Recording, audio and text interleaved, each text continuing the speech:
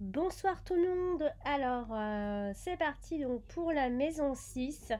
Donc pour vous expliquer, hein, je fais des petites vidéos qui durent pas longtemps parce que sinon on s'y perdrait avec trop d'informations évidemment parce que une maison, hein, veut dire quand même beaucoup de choses. Mais en soi, voilà, je raccourcis et voilà, donc la maison 6, c'est la maison donc de la Vierge et donc de Mercure. Alors ça représente ça représente la santé au quotidien, les rhumes, les angines, les petites contrariétés du quotidien, le quotidien de façon générale, hein. Comment on va s'organiser, le job au jour le jour, comment on va faire le ménage aussi, hein, ça peut vouloir dire ça. Comment on est là pour les autres, comment nous sommes présents, hein, pour les autres. C'est la maison de courage. C'est une maison qui demande beaucoup de stratégie, hein. Exemple, si on a beaucoup, il y a peut-être beaucoup de personnes qui travaillent dans l'armée, si il y a beaucoup de planètes dans la maison 6 aussi.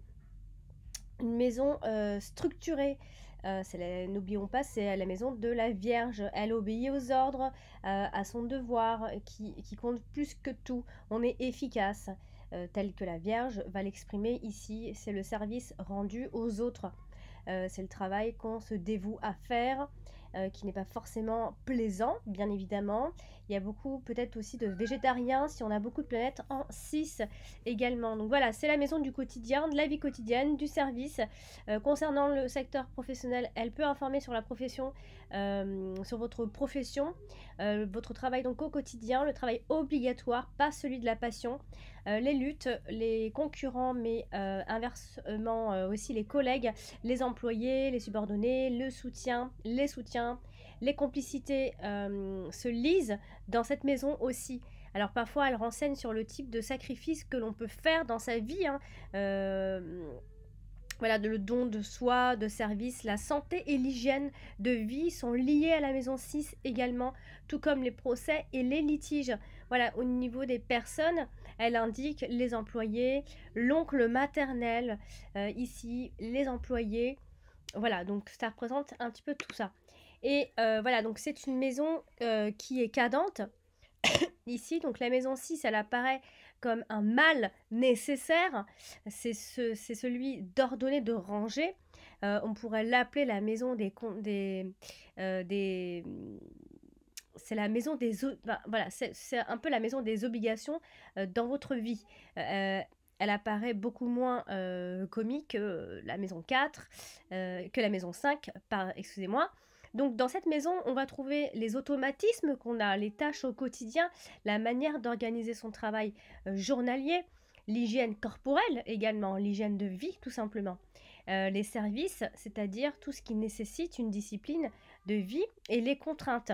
Alors si vous manquez d'organisation, si vous ne prenez pas soin des choses, si vous ne prenez pas soin de votre corps, si vous n'avez pas une alimentation équilibrée, si vous n'avez pas d'horaire régulière, si vous avez des problèmes, vous avez des problèmes qui révèlent de la maison 6.